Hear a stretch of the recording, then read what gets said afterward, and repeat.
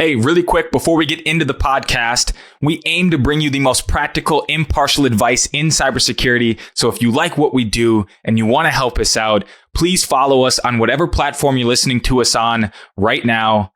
Thank you, and let's get into the episode. If you're the smartest person in the room, you're in the wrong room. This podcast is my attempt to document lessons from cybersecurity experts who can go deeper than most on critical topics. My hope is that you use these insights to fortify your business and grow your career, and maybe one day partner with SIFT to select your next cybersecurity vendor. I hope you share and enjoy. Welcome, Richard, to No BS Cybersecurity. How are you? Hey, James, I'm great. Good to be here. Yeah, wonderful. So we are a fairly new podcast. You're one of our first guests. And for the folks who are just tuning in and maybe don't know who you are or haven't followed you on LinkedIn yet, which I highly recommend for anyone that's listening, Richard, tell us who you are, what you do, and what you're working on. Okay, I'm Richard Stiennon. I'm a industry analyst, which means, you focus on a particular industry, in this case, cybersecurity, and attempt to just delve as deep as I can into it and know as much as I can about it, but also to kind of proselytize for the industry, though calling out, people when they, step over the line, I guess, or companies in particular when they do. What does stepping over the line mean? Oh, it's, when a vendor makes outrageous claims for what their product does. So many times I've had to pick on, Cisco. I just think over the years, I've walked out of their analyst presentations because they'll just take whatever the latest things that they've acquired are and put it together in a big PowerPoint presentation.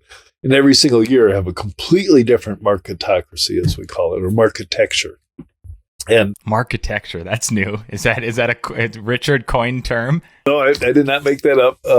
But Cisco is the poster child for marketectures. They just it's like marketing decides what their product, how their product portfolio fits together. It's just, and that's just always going to be the case with them. And then in the past, I've criticized, McAfee, and certainly came down hard on the Intel acquisition of McAfee, which never, ever, ever made any sense. And as soon as every single executive involved in the decision for Intel to buy McAfee, as soon as they had left, then, the new executives could finally unwind that deal. And now McAfee is, essentially no more, right? Sure. Yeah. So what are some of the trickle-down effects of marketecture as it pertains to primarily SMBs who maybe don't have the same access to data as some of the large enterprise orgs? They don't have 25 people on staff to sift through the market themselves. What does that marketing-led rollout mean for the SMBs who are dealing with information overload, marketing hype, all this jargon? How difficult is it for them to differentiate what vendors do?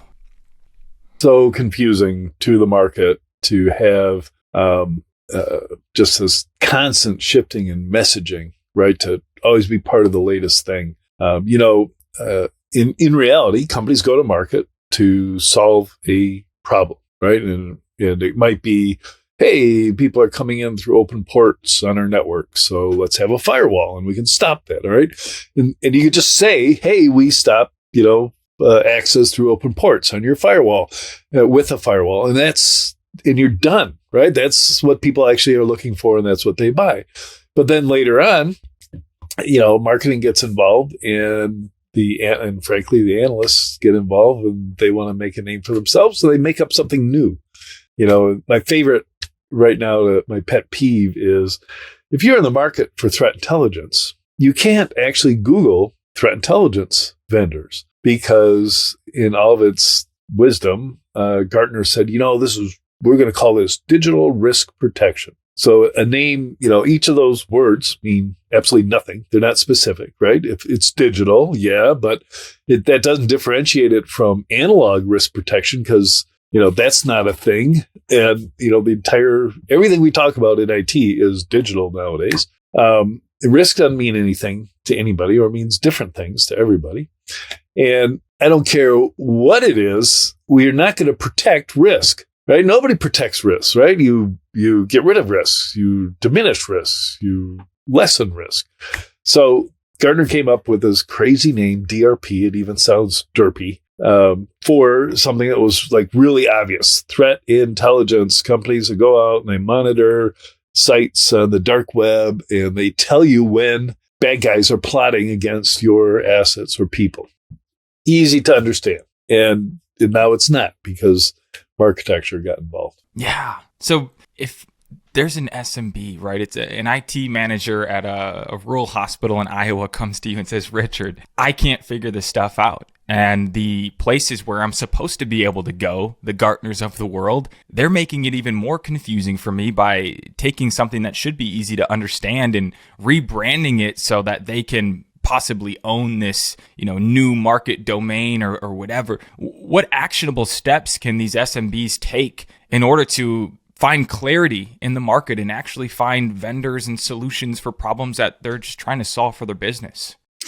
Yeah, good question. So I think what everybody does is talk to their peers, and it would be so great as a first step is to get involved in a group where you can find those peers, right? Because usually at an SMB, you are probably an IT person first, right? You're managing the desktops for everybody, or the website, and eventually the e-commerce site, right? So you're doing all this IT stuff, and security is a part of that, but it's not your primary role.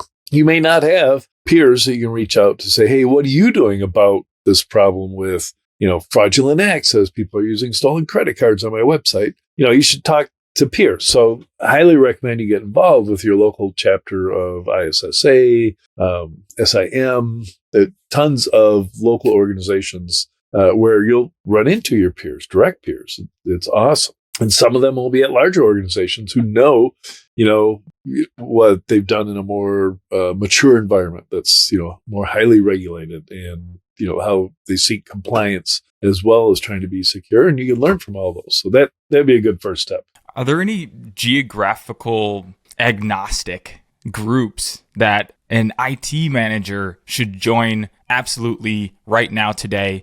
Something that's not just geared towards CISOs, which is what I see all the time. Are there any just general communities online that an IT manager at an SMB or an information security officer should join right away and they'll immediately find some value? Or is it more about joining your local communities? Yeah, it's pretty local, though. Even if you join the Cloud Security Alliance, which is a global organization now, they drive you towards the local membership, because they are local membership organizations, as are the ISSA and ISACA. So I think you're always going to have that local, but they do online events, especially post-COVID. So yeah. And then, you can find particular groups on Reddit, for instance. There's a cybersecurity group on Reddit that, quite often is talking about jobs and careers, but often also will talk about products and solutions and problems and how to solve them. Yeah. Reddit, I think, is an under-discussed community, right? There's a ton of value on Reddit. And I think the anonymity of it, maybe it causes a little bit of barrier to entry in terms of trust, but there's some awesome information out there on Reddit. And a lot of, I've heard of, Slack channels and different Slack groups and things like that, where you can go and you can talk to your peers, especially if you're evaluating solutions. I know Cybernest is a newer community that's come out. Have you heard of Cybernest? I have not. That'd be really good. I know there are groups on Slack and Discord. I just can't face having, Slack is already a busy place for me with all the vendors that we partner with on it, or we're on their Slack channels. So I just don't want to add discussion groups to it. I like to keep that, it's just LinkedIn or just Twitter that I do that. Yeah.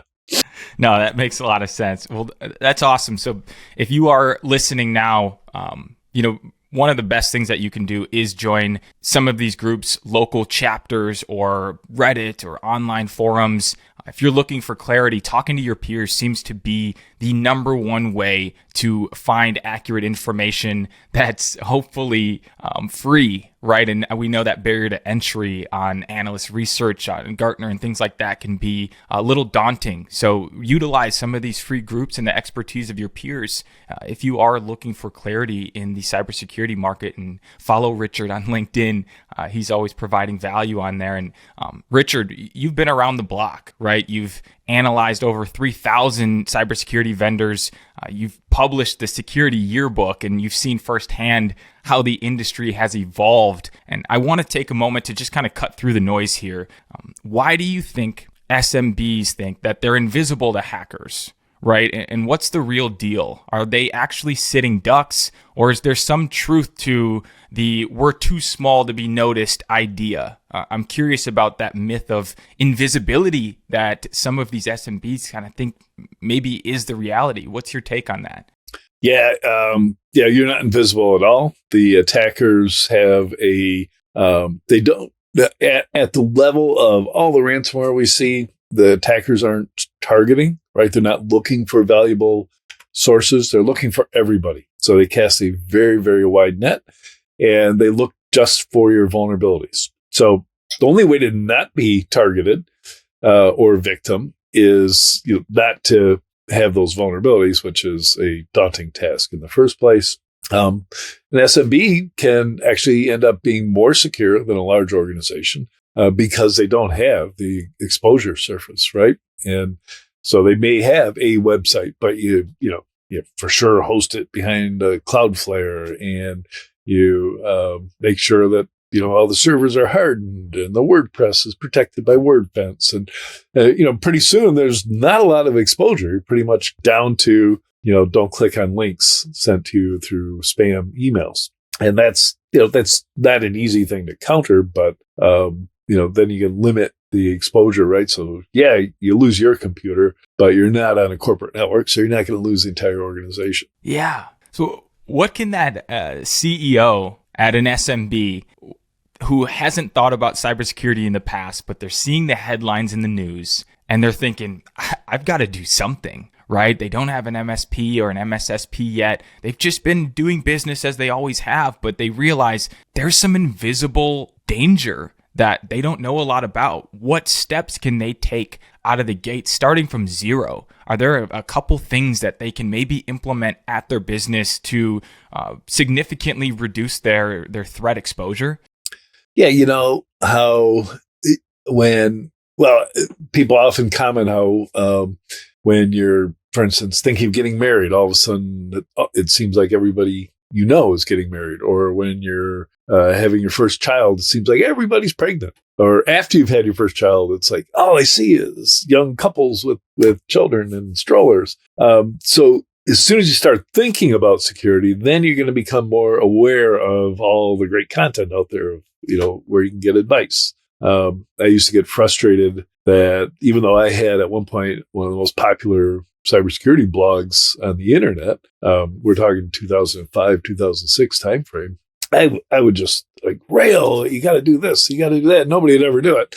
And it took a while to just realize that, well, if you're the type of organization that doesn't do basic hygiene and, basic management of identities, you're going to get hit by this stuff. But you're also not the kind who's reading blog posts from industry analysts like me.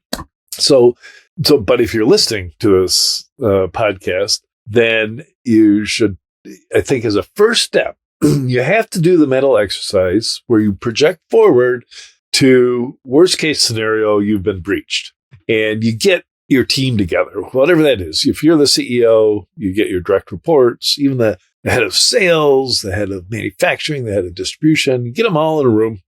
And you say, look, let's just hypothesize that, we don't have any computers, starting right now. All the computers are down. How do we stay in business? And walk back from that.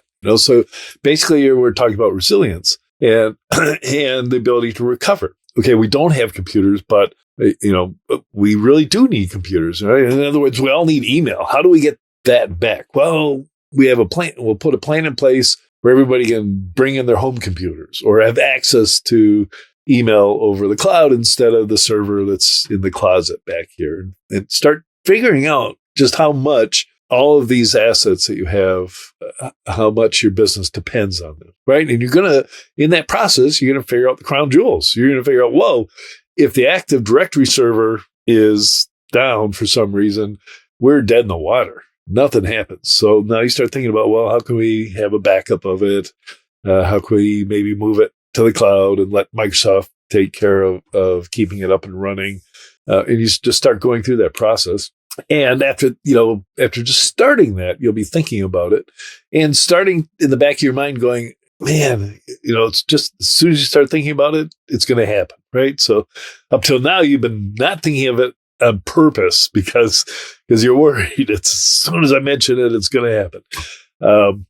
And now that worry is going to get you thinking about making investments in security. And, and it may be that you hire somebody who knows something about security, but most likely your team knows what has to be done. You just empower them to actually do it, right? They're going to go, we don't have good user onboarding controls, and we don't have a real fast and easy way to get them off the rolls when they leave the organization. And we should do that pretty fast. As a matter of fact, that guy who left in a huff yelling insults at us, 4 months ago, he tried to log in remotely last week. What's he doing? Maybe we should worry about that. And that'll just start the mindset where you start to realize what you have to do to stay secure. Yeah, you're gathering the key stakeholders and then running a scenario, right? Beginning with the end in mind, right? If the worst case scenario happens, how are we going to stay in business? And what are the implications of this system going down or that going down? You get them all, basically you've got a call list and you call them all and get them running, trying to solve the problem, limit the damage, communicate with the right people on the outside if you need to, your customers first, of course, law enforcement, regulators after that. So I got to hear the CIO of Colonial Pipeline talk about that morning. She got a call at 5:30 in the morning, woke her up, and they said, there's something going on. We don't have access to our operations center anymore because we're frozen solid, right? They lost all their computers. What do? And she made the call right there, shut it down. We don't want whatever it is to get into the gas pipeline. So we got all over the country. Yeah. And we hear about those sorts of stories in the news, right? The big ones, the MGMs, Verizon, right? These massive companies, Colonial Pipeline. Have you heard any stories that maybe didn't make the headlines that you can share with us? Maybe walk us through something that you've heard about or a breach, and tell us what happened and kind of the implications of that. I think there's one that it was covered, but it's now ancient history that is super, super important. And that's one that was given the code name Buckshot Yankee. And this occurred in 2008 timeframe. So 15 years ago. And there was a silly little worm that somebody had created it was possible to load it on a USB thumb drive. And if you plugged it into a system, it would infect, that computer and, basically a Windows computer, and it would spread itself to all other Windows computers that it could see. It was called agent.btz. And, it never caused much of a problem, but F-Secure in Finland, had a signature for it and had pushed it out. And everybody had every antivirus solution could stop it. So somehow in 2008, agent.btz was introduced via a thumb drive into a SCIF in a forward operating base in the U.S. military. So in other words, Afghanistan or Iraq, because we had forward operating bases in both those theaters then. And immediately spread from the SIPRNet, which is the secure internet, to NIPRNet, the less secure national network for all of the Defense Department.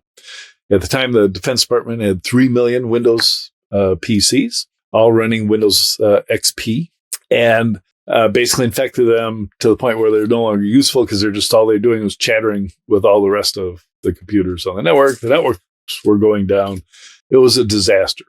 So this group within the Defense Department, headed up by, I don't know if he was a general yet, a guy named Keith Alexander, was tasked with stopping this. And the way they stopped it is they shut off all the networks and shut down all the computers. So 3.5 million computers around the world, 250 bases, and of course, the operations in the U.S. So the attack was, we still don't know if it was on purpose or just some idiot plugging something in, but regardless, it pretty much took down the U.S. military. They gave a name to the attack called Buckshot, or to the recovery called Buckshot Yankee.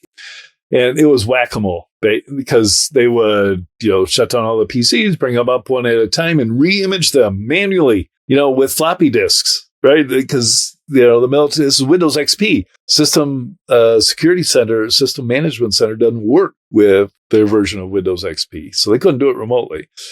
So manually go around every single machine, rebuild it from scratch. And then they get it back online and it would connect to the network and talk to other machines that were infected and get reinfected. It just went on for months, cost them millions of dollars to recover from. Possibly, I think I once calculated it probably cost them $1 billion to recover from this with a B. And you can still find it's hard to research because, they weren't talking about it. But I found one base in Texas where the members of the IT department had gotten award medals for their extraordinary work during Buckshot Yankee. In other words, they had to spend late nights cleaning up machines. So, great example. It's just writ large, the problems with the running out of date operating systems. Big problem. That, by the way, the Defense Department still pays for a separate support contract for Windows XP because they can't there's so much inertia, they just can't upgrade. It's just, and that's, a lot of organizations are like that, right? It's like, if it ain't broke, don't fix it. And, if Windows XP does your books for you and that's all you need, then, why upgrade? Yeah, no, that is a story I hadn't heard before, and I'm sure it's new to a lot of our listeners. And when you say a billion with a B, like that really puts into perspective how a tiny little thumb drive can cripple such a massive operation, right? So imagine what it can do for a 50-person manufacturing plant in Kentucky, right? Like they are shut down entirely. And when you look at supply chain and the cost of machines being shut down for 2 days or 3 days, even if you are able to remediate, that cost of that breach just continues to grow exponentially in terms of losses and reputation. And outside of just the financial implications, tell us what other things kind of are the consequences of a breach. So think of the printer of my books, right? So every year I contract with a printer to produce a hardcover copy of my book, right? And it's always, for me, of course, I'm down last minute, and I want, there'll be a conference, either RSA or Black Hat coming up. I got to have it on a certain date. So year before last, got the files to them in time, and then they got hit by ransomware and basically shut down. They have 9 printing plants in the United States, and they're all shut down. They had to, inform all the customers that, hey, there's going to be a delay because we got hit by ransomware. And I was very impressed, though, because obviously they didn't have a security team, right? The president of the company had to do all the communication with the customers. My book was a short enough run that it was running on a digital press. So it took the full 3 weeks to get the digital presses back up. Interestingly, the Heidelberg presses, which are the offset, which are all mechanical, there's no digital anything about it except the on-off switches and relays. And those were up in 3 days. They just had to, make sure they still work. That's easy if you'd already etched the plates and you just slap them on the drums and get them rolling. It's great.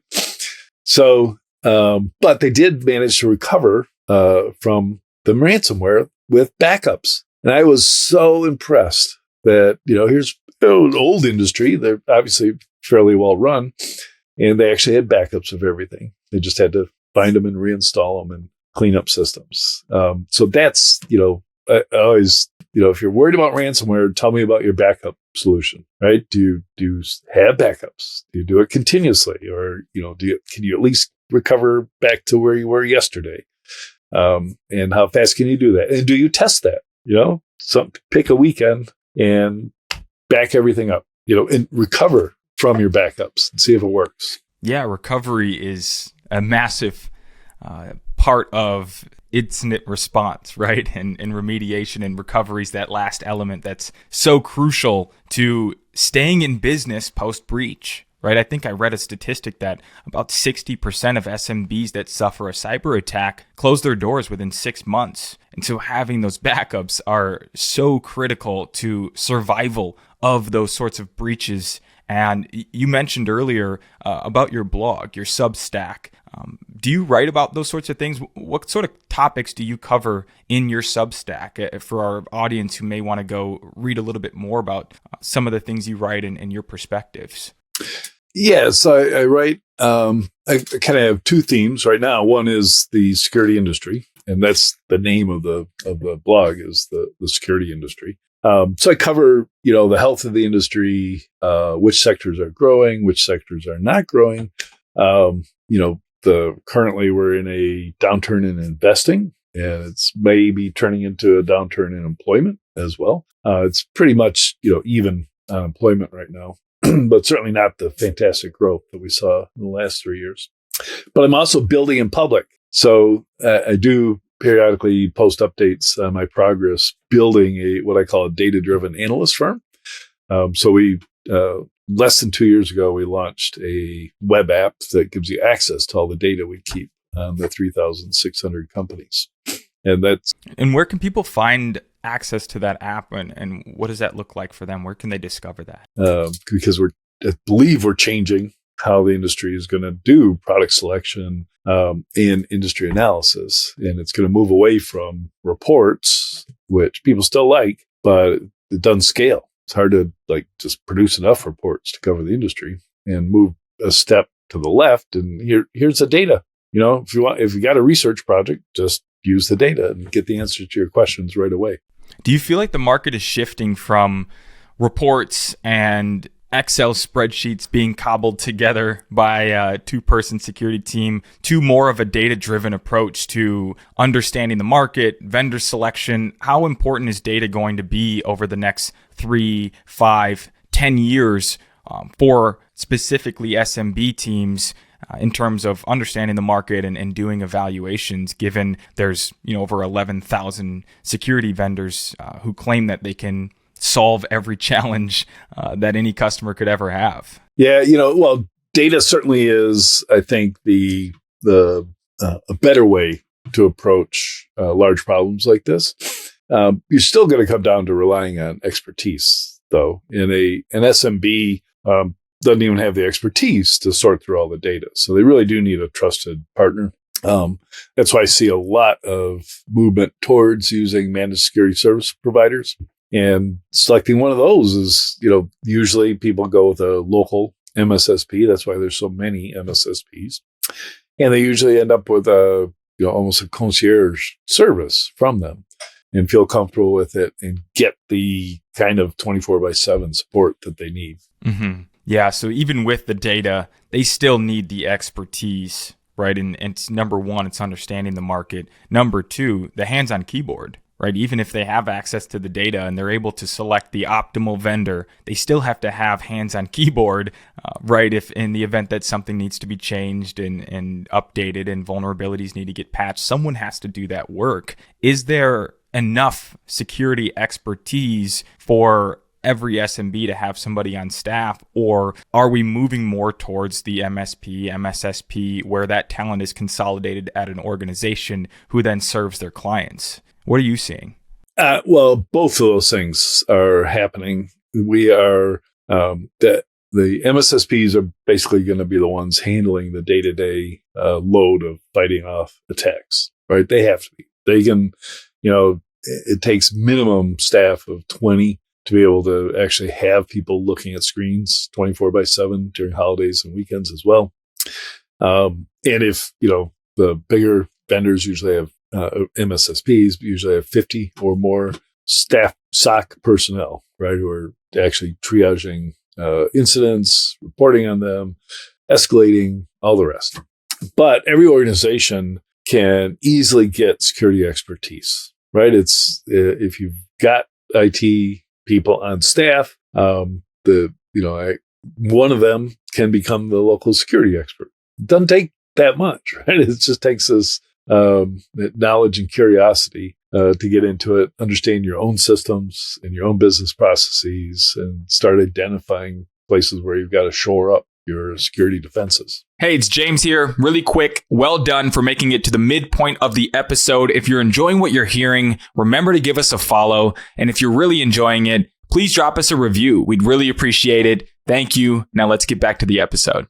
Yeah. So I know that a lot of folks believe that cybersecurity is going to break the bank, right? And it is a barrier to entry for a lot of SMBs who say, we know we need to do it. We just don't have the money, right? And so you've recently written about the role of angel investors in the cybersecurity ecosystem. These are individuals who often take substantial risks with their own money to fuel startups. And this got me thinking about a common myth among SMBs that only big investments or partnerships with large firms can make a real impact in their cybersecurity posture. My question is, do SMBs really need to go after big money or big partnerships to make a meaningful difference in their cybersecurity, or can smaller, more strategic investments also pay off? And if going big isn't always the answer, what's one actionable step that SMBs can take to strategically invest in their cybersecurity, and how can they make the most of limited resources to get the best protection possible? Well, first of all, a lot of the biggest security vendors won't sell to you at all. They're just, they sell multi-million-dollar solutions, and they're not interested in selling to small companies, period. In the cutting edge ones, sometimes they, make a point of not being able to support hundreds of small businesses. They'd rather go after one big bank or something. So you may not have access to those big solutions. But frankly, I am always a proponent of leapfrogging the, not necessarily the competition, but just leaping ahead. Put yourself on the cutting edge for once. So, if you need a database, right? Do not go to Oracle for your database, and don't do a trade-off to an Oracle and SAP. You do not need that. You will never be able to afford it. Look at some of the solutions that are out there, right? There's database as a service right from AWS. 15 minutes, you can be up and running, and paying with a credit card. Watch those costs. They can escalate quickly. So I'm a big proponent of leapfrogging by going after the latest and greatest solutions. And luckily, the latest and greatest solutions are trying to find you on the internet. So it's not that hard to find them. They make themselves well known. You can ask around. You tell what's hot and cool. I mean, I've had to do that because I'm building something, right? So I have to learn a whole lot about some of the database platforms.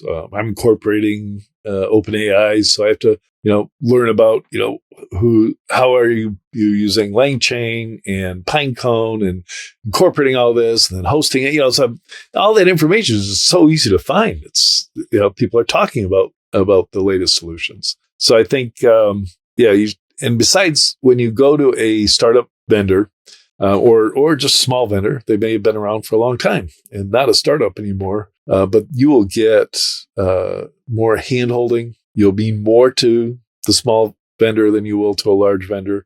So they'll give you the treatment that they need and be more than happy to help you get up and running and provide you with, frankly, free professional services that you couldn't get anywhere else.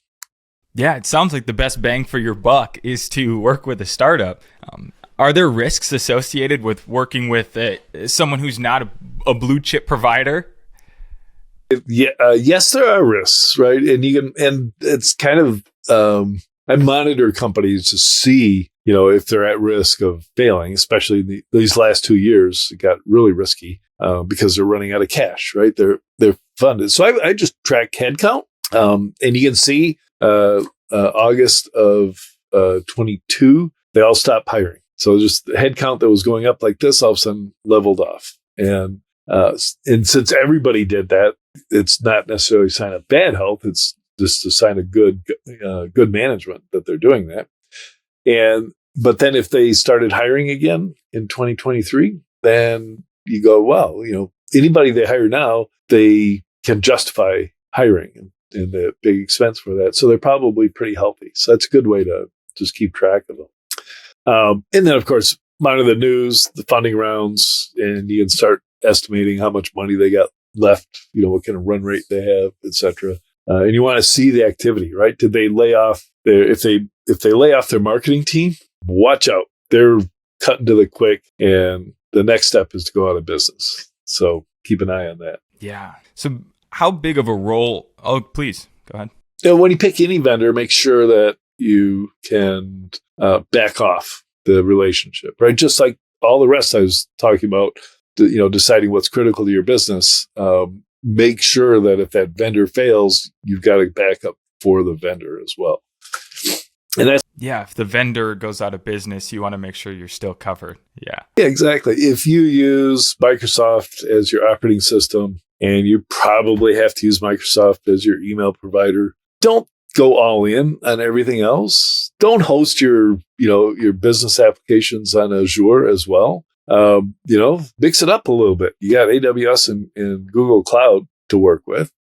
Use their cloud stuff if you're going to use Microsoft for your desktop solution. So what do you call that, where you're not monopolizing your own environment with one vendor? Is there a name for some diversity of your tech stack and your security stack? Diversity is the term in avoiding a monoculture, right? Where, like everybody in your neighborhood plants the same tree, and then one disease comes and now you have no trees, right? So that's why you diversify. And you should definitely have, a different standard operating system for your servers than you do for your desktops and your phones. And we're almost there, right? And it's easy. Everybody can have an Apple desktop, Linux servers, and Google on their phones from Samsung.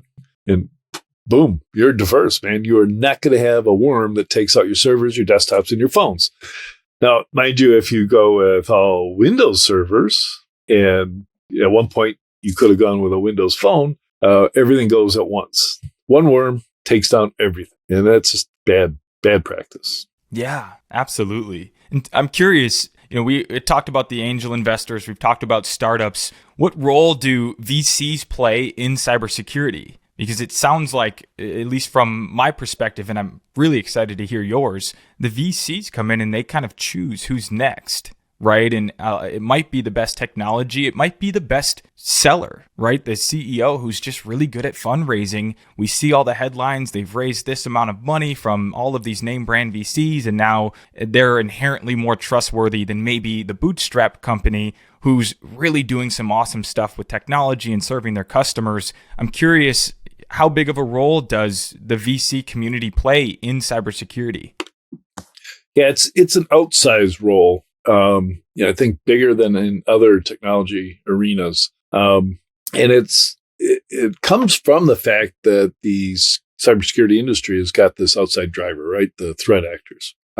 So if you're, if there's an investment ecosystem in better storage is driven solely by cost, speed, density, lightweight, energy usage, measurable physical things. But security is driven by, what are the cyber criminals cooking up next? So you need to get ahead of them, and we need to have operating companies with solutions to get ahead of them faster than you would, in just a normal evolution of products. So the VCs allow that to happen, right? They are pouring money into cybersecurity startups. Those companies often operate with no profits, all the way up until the point they're acquired or go public. And even after they go public, like thinking Zscaler, it accidentally became profitable, but it didn't intend to until 4 or 5 years after it went public. And that's because it takes, massive amounts to grow fast enough to take advantage of the opportunity that the cyber criminals have created, really. Yeah. And let's talk about that growth, because I've seen podcasts that are dedicated to the vendor customer relationship, the relationship between the different providers and security buyers, and how these security buyers are saying, hey, we hate the way that you're reaching out to us. You're flooding our inboxes. Your SDRs are calling my cell phone every day. Like, how do we bridge the gap where a provider who raises a substantial amount of capital and now they're on this VC hamster wheel, this grow at all costs, even if their solution is awesome, they're frustrating customers with the way that they're constantly reaching out, and these security buyers are bombarded with outbound prospecting efforts. And while it makes sense for the vendor because they have to acquire customers now, where are there opportunities for vendors to maybe flip the script and be more aligned with the way customers actually want to buy? And how have you seen that change from maybe 10 years ago to now in terms of the way that buyers want to buy in security? Yeah, I can tell there's a high level of frustration on the part of CISOs, who, of course, have ultimate buying decision power at large organizations, because they all complain about just how they're being bombarded, right? And they are not actively looking for a particular solution, and yet somebody's trying to sell them a particular solution, which is a problem, right? I think the vendors should be a little more cognizant of that and do a better job of educational marketing instead of the direct sales push. Build your funnel by building interest in what you're doing, and tell the world about successes you've had, and certainly contribute to the vast knowledge base we have of threat actors and how they operate, and get attention that way. In the meantime, because CISOs in particular tend to get their ideas for what products to investigate through their peers, is participate in the outreach that are available through peer groups, right? The ones that have marketing events where CISOs show up, offsites, et cetera. They usually try and limit, the access on the part of the vendors. But, the CISOs will see it. They'll start to get name recognition, and will, eventually, when they hear several times, it takes 8 times getting exposed to a message before somebody takes action. You got to drive towards that 8 times, and don't let it be, 8 emails from your SDR, because that's just going to get you put into the spam box or blocked. Let it be, news article, blog post that gets shared by everybody on LinkedIn. I don't know, commercial on TV. Certainly I've seen Sentinel-1 commercials. I've seen CrowdStrike commercials. Who else? I pay attention to seeing commercials. That tells you something. Yeah, it's really fascinating because I remember growing up watching the NFL on Sundays. I had never in my life seen a cybersecurity commercial, and now I'm seeing billboards in airports. I'm seeing, commercials during NFL games of Cisco and other massive companies that are now promoting and creating commercials for their cybersecurity solutions. Is that an effective go-to-market strategy? Do CISOs truly respond when they see a commercial during a Vikings game? Oh, I think if a CISO saw a commercial, that would be a very, very effective opportunity for the vendor, for sure. No question. But is having a commercial that costs hundreds of thousands to produce and put out there to get, one fan of the Vikings. I'm sorry, there must be more. But I don't know if that's good return on investment, but it certainly will be a good reinforcement, because the CISO is going to go, wow, hey, I know those guys. I just met with them. That's the cool thing. You don't need, you never have that reaction when you see a commercial for yet another geriatric product that I seem to get inundated with. I don't go, oh, I know those guys. No. So I think it's cool. It is a sign of having too much funding when you see those commercials, for sure. The other thing that actually I don't think is a good idea is sponsoring these, giant sporting events, PGA Tour, auto racing. I don't know. That just doesn't work for me. I don't know if it works for the vendors themselves. Yeah, no, I see a lot of stuff where I'm like, oh, that's an interesting partnership, or right, like But it sounds like you're saying that a lot of the vendors should focus more on brand than on direct one-to-one outreach, trying to just go in cold and book a meeting, but really focusing on brand awareness, which is be everywhere all the time and allow customers to come to you when they have that problem that you can hopefully solve for them. How big is brand versus direct outreach? And are there any cybersecurity companies that are doing it, a cut above the rest in terms of building that brand the right way? Ooh, good question. So I think a lot of effort should be put into brand, so that there's one, name recognition, which is really hard to do in this day and age with 3,600 vendors. If your brand starts with CY, you really have to do some effort to differentiate between all this cyber this and cyber that's. There are, I've lost count of how many there were, but over 80 companies whose names begin with CY. If you have to reinforce a very simple message, we are the data security company, so that when some people are talking about a data security problem, they think of your company name and they call you up and say, "Can you help us?" That's what you're driving for with brand recognition. And it's that, tie your name to the problem that you solve and just hammer it constantly. And do not say that you protect digital risks. That's not going to work. Yeah, absolutely. Sorry, it looks like my camera cut out here, but luckily we're having audio version of the podcast, so we'll wrap up here. I'm very curious what people will find in your security yearbook. What is it? Why do you work so hard on it? You've been doing it for a long time. What will they discover if they pick it up? It's my life's work. I was at RSA 2019 signing another book in a booth, and I realized that I needed to write a book and have it at RSA 2020. And so as I was walking around, I kept talking to founders in their little booths, on the periphery of the expo floor. And they'd say they're so excited, they're doing something, with this and that. And I'd say, "Oh, it's just like this other company." And they go, "Well, who's that? Never heard of them." Because it was 15 years ago and they had, sold or gone out of business. And that's when I realized that we are losing our own history. And I've always noted that when a company fails and goes out of business, you can't Google why they went out of business, because, by that time they fired the marketing team and the PR team. And besides that, nobody's going to issue press releases about how they're going out of business.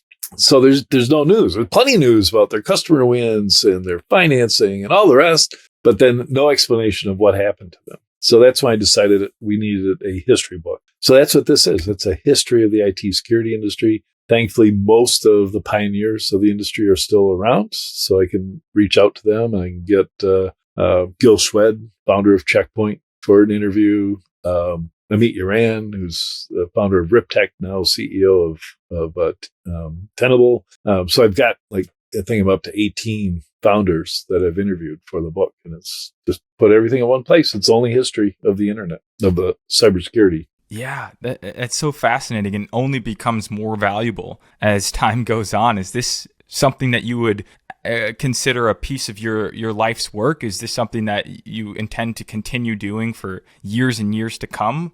I definitely do. I took the next step. So far I've published 4 annual volumes. Next year, it'll be published by Wiley. So now there'll be, a real publishing house handling distribution and getting it out there. And I can just focus on writing it every year, not with the design and packaging of it. Yeah, absolutely. What goes into writing it? I know you're doing interviews, you're going to conferences, you have a ton of data just given the day-to-day work that you're doing. What goes into writing a security yearbook where you're just documenting the history of cybersecurity?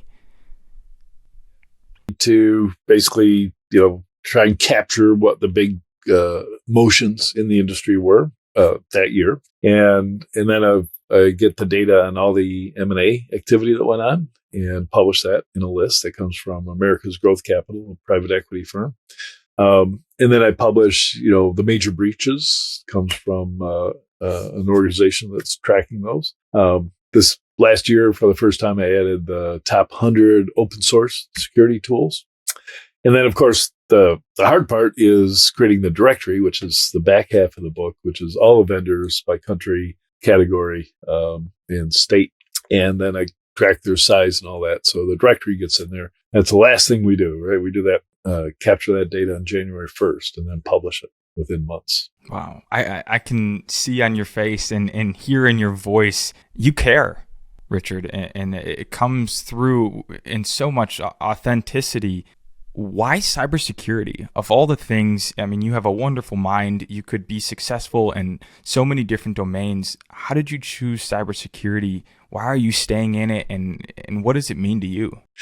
It chose me. I felt like I stumbled into it. I started out as a aerospace engineer. I wanted to build rockets.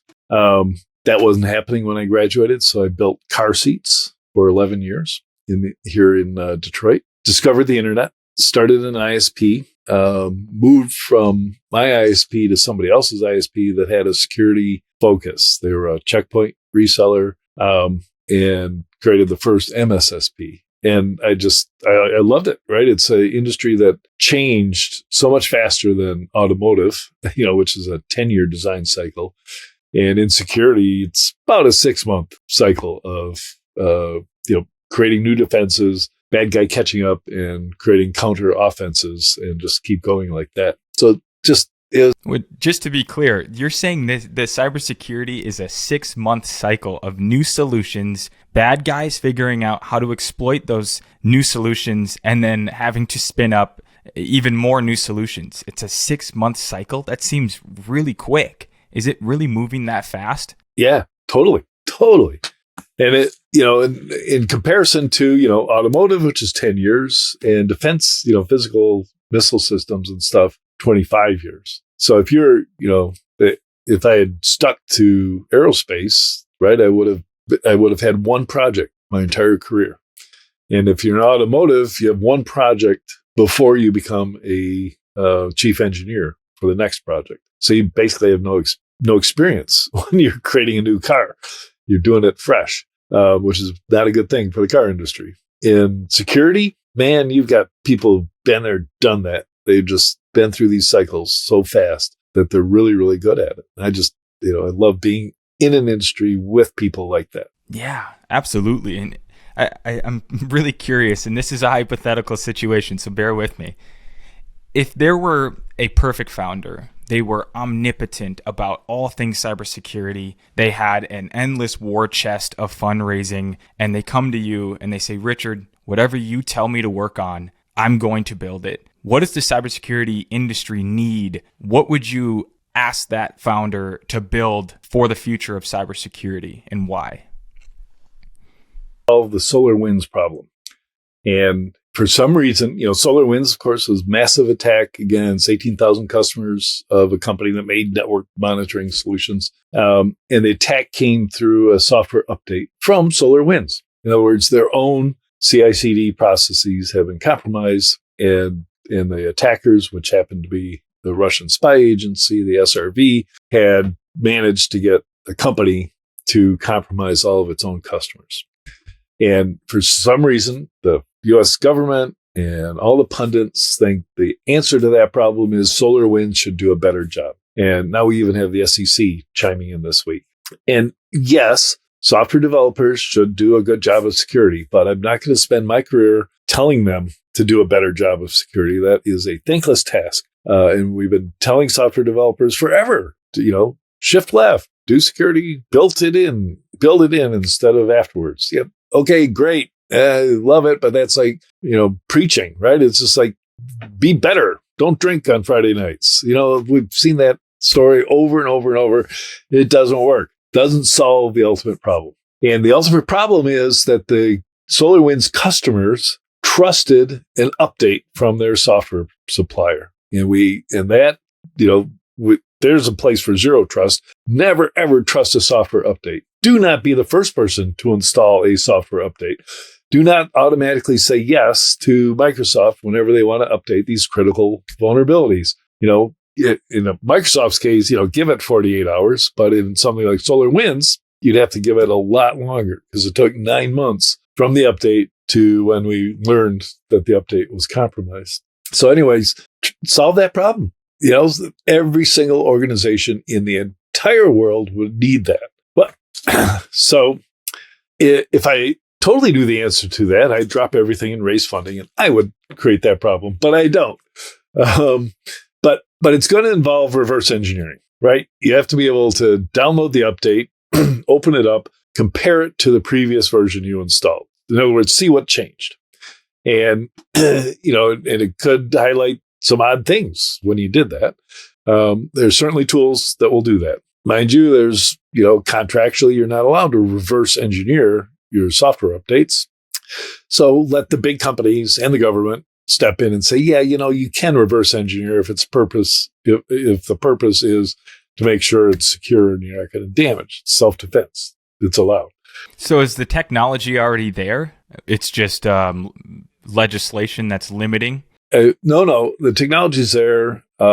Just nobody's... the message is too strongly in favor of fix SolarWinds, the company, and their processes, instead of, oh my God, it'd be so easy to message around, right? We've got plenty of examples from the Flame virus, which was a targeted attack using a faked Microsoft update. We've got NotPetya, the most damaging attack in history. Hundreds and hundreds of millions of dollars of losses. That was a compromised software update from an accounting software package in Ukraine.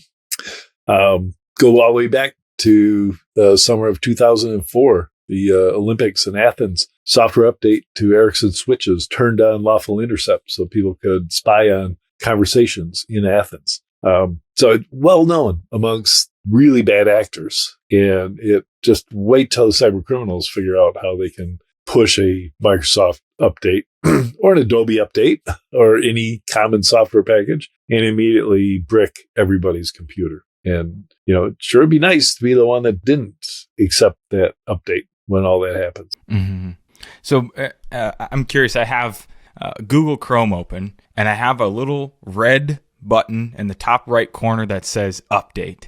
And you're saying that we should be slow to press that button and you don't want to be the first one, even though it's coming from Google. I mean, Google's this massive company. I trust Google and they're telling me to update it because there's all of these critical vulnerabilities that they're going to patch and I don't want to be breached. I don't want my computer to be infected. And your perspective is be slow to press that button.